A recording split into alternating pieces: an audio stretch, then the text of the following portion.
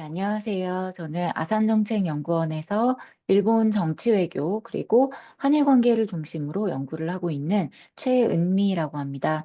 오늘은 사도강산 추도식 파행 이후의 대일 외교라는 주제로 영상 브리프를 준비해 보았습니다. 제가 화면을 보면서 좀 설명을 드리도록 하겠습니다. 네, 저희 연구소 홈페이지에 올라와 있는 이슈 브리프입니다. 지난 11월 24일이었죠. 일본에서 사도강산 추도식이 개최가 되었습니다. 다만 이제 한국에서 요청을 했던 부분들이 충분히 반영이 되지 않고 양측 간의 합의가 잘 이루어지지 않았던 탓에 한국에서는 끝내 불참을 하였고 다음날 별도로 추도식을 개최를 하였습니다. 결국 11월 24일에는 일본 주최의 추도식이 개최가 되었고 다음 날 11월 25일에는 한국 정부가 별도로 추도식을 개최하는 형태가 된 것인데요. 이러한 그 상황은 사실 지금의 한일 관계가 얼마나 이제 불안정한 토대 위에 세워져 있는지를 여실하게 보여주는 것이었습니다. 지난해부터 한국과 일본 간의 양국 관계 개선의 흐름이 굉장히 많이 이루어졌다라고 우리가 이야기를 하고 있는데요. 다만 여기에 있어서도 한국이 계속해서 기대했던 부분들이 있었죠. 일본의 어떤 진심 어린 사과 그리고 성의가 있는 모습을 좀 보였으면 좋겠다라는 거였는데요. 여기에 대해서 일본이 한국이 만족할 만한 수준의 성의를 보이지 않았던 것에 대해서 한국은 계속 실망감과 불만이 꽤 쌓여져 있던 상황이었습니다. 그런 상황 속에서 사도강산 추도식까지 이번에 이렇게 되면서 한국에서는 다시 한 번 더 실망을 했다. 이렇게 좀 말씀을 드릴 수 있을 것 같습니다.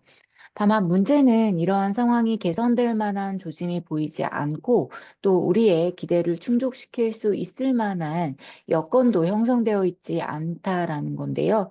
여기에는 이제 일본과 그리고 한국도 그렇긴 합니다만 양국의 어떤 국내 정치적인 상황이 크게 작용을 하고 있다라고 말씀을 좀 드릴 수 있을 것 같습니다. 특히 일본에서는 지난 10월 27일에 치러졌던 중요한 선거에서 이시바 내각이 정확히는 이제 자민당이죠. 자민당이 1당을 유지하기는 했습니다만 참패를 했습니다. 그러다 보니 앞으로 이시바 내각의 국정 운영도 굉장히 불안정하고 정권이 지속될 수 있을지도 사실 좀 알기 어려운 그런 상황입니다.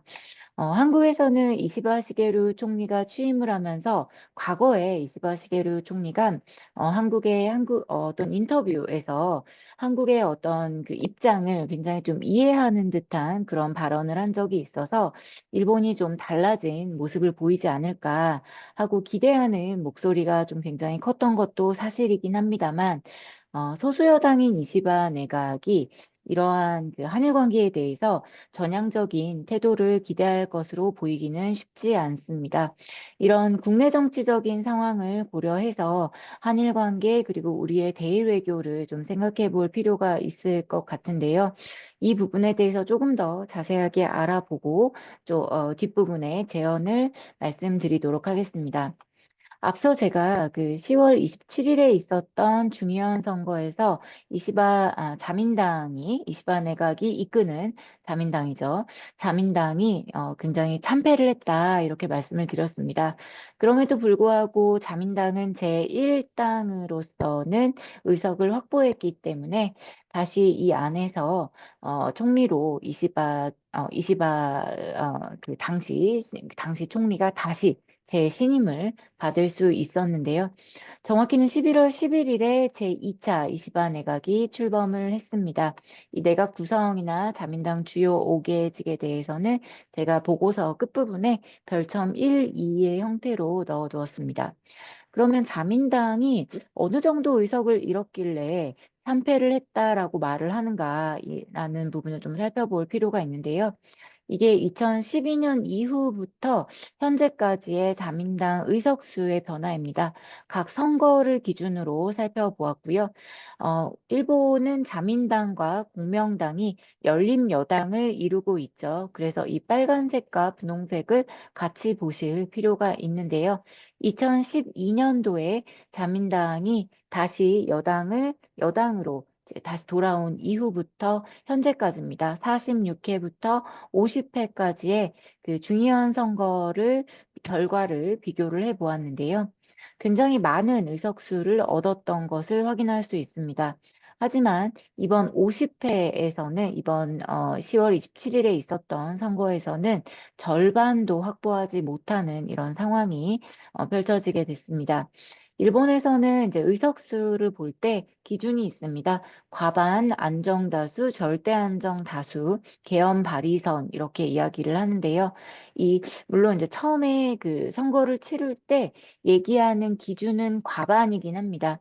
공명당과 자민당, 열린여당이 합쳐서 과반을 이룰 것을 목표로 삼기는 하는데 사실상 국정 운영을 원활하게 하기 위해서는 안정다수 그리고 절대 안정다수까지 도달할 수 있는지를 이야기를 합니다. 절대 안정다수와 안정다수가 무엇을 의미하는지에 대해서는 여기 좀 설명을 넣어봤는데요. 그 상임위원회에서 국회 상임위원회에서 어느 정도 의석수를 확보할 수 있고 위원장을 얼마나 가져갈 수 있는지를 구분하는 기준을 이야기를 합니다. 그런데 여태까지 그 자민당과 공명당이 아무리 선거에서 많이 잃었다라고 하더라도 의석수를 많이 잃었다라고 하더라도 여태까지 보시면 과반 이상 그리고 안정다수, 절대 안정다수 이상은 확보를 했던 것을 확인을 할 수 있습니다. 바로 직전 선거에서도 그렇습니다. 그런데 이번 선거에서는 두 개의 정당이 합쳐도 과반을 넘지 못하는 상황이 발생을 한 거죠. 그러다 보니 일본에서는 다음해 내년 그 여름경으로 예상이 되고 있는데요. 참의원 선거가 예정이 되어 있는데 이 참의원 선거에서 좀 더 이번과 같은 어떤 결과를 얻게 된다라고 하면 정말 2012년도 이후로 다시 그 정권이 교체가 되는 그런 상황이 펼쳐질 수 있습니다. 여야가 바뀔 수도 있다라는 의미겠죠. 네, 이와 같은 그 상황이다 보니까 그 이시바 내각의 현재 그 일본 내에서의 그 위상은 굉장히 약하다라고 볼 수 있을 것 같고요.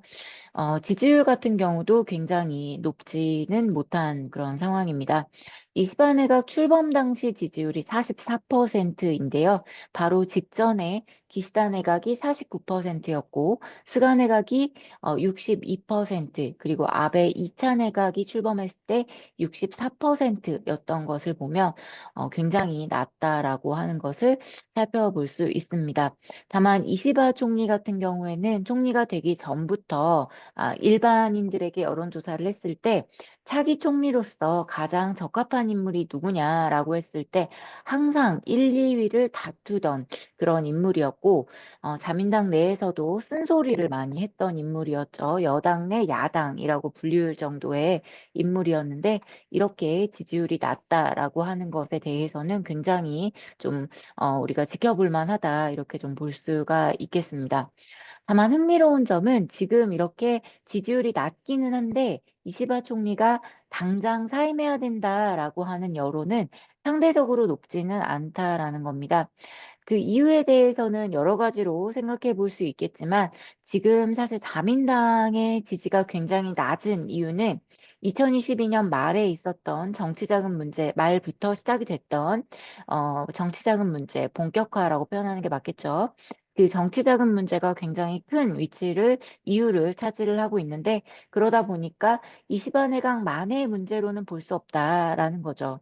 그리고 아직 이시바 내각이 사실 뭔가 평가를 받을 만큼 충분한 시간이 흐르지 않았다는 것, 그리고 선거가 사실 8월부터 계속 되다 보니까 여기에 대한 피로감도 좀 호소 볼 수 있을 것 같습니다. 이러한 상황 속에서 당장 이시바 내각이 교체되지는 않겠습니다만, 지금 굉장히 국내적으로 약한 그런 상황이다 보니까 뭔가 강한 드라이브를 걸면서 본인의 어떤 하고 싶어 하는 것들을 추진을 하기는 어려운 상황이다. 이렇게 말씀드릴 수 있을 것 같습니다. 여기에 더해서 앞서 말씀드렸던 내년 여름에 있을 예정인 참의원 선거, 그리고 도쿄도의회 선거, 거 등을 봤을 때 지금 상황으로는 조금 뭐랄까요? 국내적으로 예민하거나 굉장히 뭔가 다툼의 여지가 큰 혹은 국내적으로 지지가 높지 않은 그런 정책을 추진할 것으로 보기는 어려운 상황입니다. 특히 외교안보 분야를 중심으로 봤을 때는 이시바 총리가 본인의 지론입니다. 굉장히 이제 총리가 되기 전부터 이야기를 했던 부분인데요. 아시아판 나토라든지 그리고 미일 지휘 협정이라든지 이러한 것들은 지금 당장 추진을 할 것으로 보기는 어렵습니다.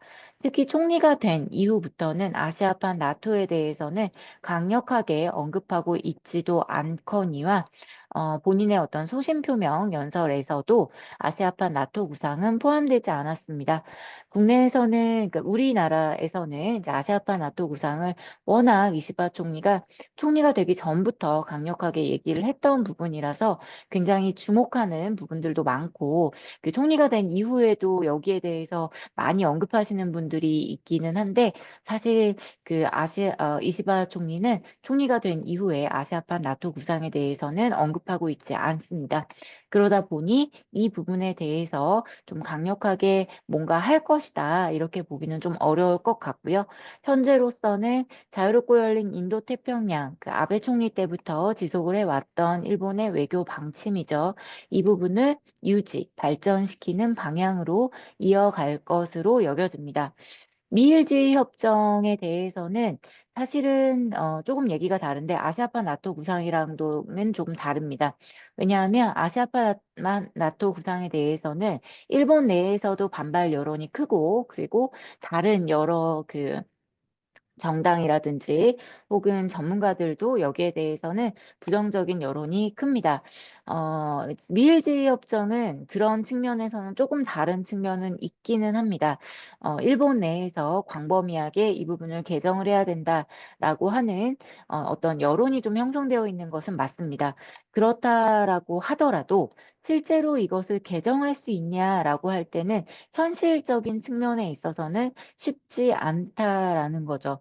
무엇보다도 이제 지금 미일 지휘협정 개정에 대해서 이시바 총리가 얘기하는 것은 상호 비대칭성이나 이제 편무성에 대한 이야기를 하는데, 물론 이 논의의 가능성 자체를 배제할 수는 없기는 합니다만, 이렇게 될 경우에 일본이 해야 하는 어떤 역할의 부담이 더 크다라는 거죠. 그런 차원에서 봤을 때는 다만 이러한 것들이 좀 더 뭐랄까요, 좀 강하게 언급이 되기는 어려운 상황이다. 왜냐하면 다른 것들이 해야 될 것들이 너무 많은 거죠. 특히 미국과의 어떤 신뢰 구축이라든지 트럼프 대통령과의 신뢰 구축, 그리고 중국과의 관계 회복, 이러한 좀 다양한 좀 더 우선시해야 될 과제가 있는 상황 속에서 본인의 지론이었다라고 하더라도 우선적으로 이러한 것들이 먼저 추진되기는 좀 어렵다, 이렇게 볼 수 있을 것 같습니다. 더군다나 한국과의 관계에 있어서도 지금 또 한국에서도 여러 가지 국내적으로 어려운 상황에 처해져 있기 때문에 한국과의 관계를 어떻게 만들어 갈 것인가, 지금의 좋은 관계를 어떻게 유지해 갈 것인가 하는 그런 고민이 충분히 있을 것이라고 생각이 되고요. 이런 상황들을 먼저 한 다음에 그 다음에 국내적으로 뭔가 조금 더 정권이 좀 안정화되고 여력이 되면 논의를 해볼 수 있을 정도의 사안이다, 이렇게 말씀드릴 수 있겠습니다. 자, 그러면 이렇게 국내 정치적으로 어렵고 불안정성과 불확실성이 높은 상황에서 우리는 어떻게 해야 될까라고 하는 부분을 고민하지 않을 수 없겠습니다. 특히 내년도는 한일 국교 정상화 60주년을 우리가 앞두고 있죠. 이런 상황이다 보니까 좀 더 우리가 양국 관계 발전을 위해서 노력을 해야 되는 거는 맞는데 어떻게 해야 될까라는 고민이 생기는데요. 지금 상황에서는 사실 정치적 리더십에 기반해서 양국 관계 진전을 기대하기는 좀 어렵다라고 봅니다. 그러다 보니 지금 우리가 할 수 있는 것은 아무래도 정치적 영향력이 적은 그런 기능 협력, 그리고 양국의 공통 의제에 중점을 두면서 정책적인 정합성을 높이는 게 좀 필요할 것 같습니다. 예를 들어서 이시바 총리가 주력하고 있는 지방 창생, 일본에서 이제 지방 창생이라고 부르는데요. 지방 활성화, 그리고 재난 관리, 방제, 이러한 부분들은 우리한테도 굉장히 중요한 부분이기 때문에 이 부분은 정치적인 영향력이 상대적으로 적고 양국 간의 어떤 그 공통의 의제로서 이야기할 수 있는 부분이다 보니 이러한 부분들에 있어서 기능 협력을 조금 더 추진할 수 있겠다. 이렇게 말씀드릴 수 있겠습니다.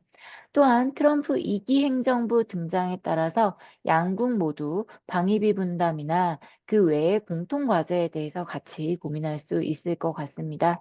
이러한 부분들을 중점으로 해서 한국과 일본 그리고 한미일이 앞으로 어떻게 함께 협력할 수 있는지 지속적으로 논의하는 그러한 장이 필요하다. 이렇게 말씀드릴 수 있겠습니다. 여기에 더해서 두 번째로 제안드리고 싶은 것은 양국 소통의 가교 역할을 할 수 있는 전문가 교류의 정례화와 민간 전략 대화의 활성화입니다. 지난 사도강산 추도식에서 드러난 것처럼 사실 지금 양국 관계가 굉장히 많이 발전을 했고 양국 소통이 많이 이루어지고 있다라고 하지만 여전히 그 뭐랄까요, 조금 더 허심탄회하게 그리고 국민들이 느끼는 그 국민들의 정서와 우리가 일반인들이 느끼는 것과는 다소 정부 차원의 논의가 간극이 있는 것 같습니다. 그래서 이 부분을, 이 격차를 좀 줄일 수 있는 양국의 가교 역할을 할 수 있는 전문가 교류의 활성화를 제언드리고 싶습니다. 정부는 정부대로 그리고 민간은 민간대로 하는 것보다는 민과 관이 함께 이야기할 수 있는 장이 형성이 되어야 한다라는 거고요. 특히 국내 정치 관련해서도 일본의 국내 정치와 한국의 국내 정치에 대해서는 좀 더 뭐랄까요, 객관적이고 그리고 너무 치우치지 않은 논의를 할 수 있는 전문가들의 교류가 필요한 시점이라고 볼 수 있겠습니다. 일본 언론에서도 현재 한국 국내 정치에 대해서 그리고 일본 국내 정치에 대해서 한국 언론에서도 다소 치우친 그런 이야기들이 많이 나오고 있는데요. 그러한 것들보다는 우리가 조금 더 객관적이고 어떤 그 근거에 기반해서 조금 더 분석적인 논의가 필요한 시점이라고 여겨집니다. 조금 가깝게는 그 지금 현재 양국 정부 중심으로 이루어지고 있는 한일 국교정상화 60주년 TF에 정부 차원의 논의보다는 거기에서 넘어서서 학자, 언론인, 전직 관료 등 민간 위원들을 참여시키는 그러한 노력들이 필요할 것 같고요. 이번에 사도광산 추도식이 굉장히 많이 주목을 받았습니다. 내년, 내후년 아마 매년 주목을 받게 될 것 같은데요. 이러한 파행을 좀 만회할 수 있도록 양국 정부와 학자, 언론인, 그리고 시민단체 등으로 구성된 한일 공동 추모단 등을 꾸려보는 것도 제언드리고 싶습니다. 그리고 마지막으로 중장기적 차원의 의원외교 활성화와 정책 공공외교 강화가 필요하다고 말씀드리고 싶습니다.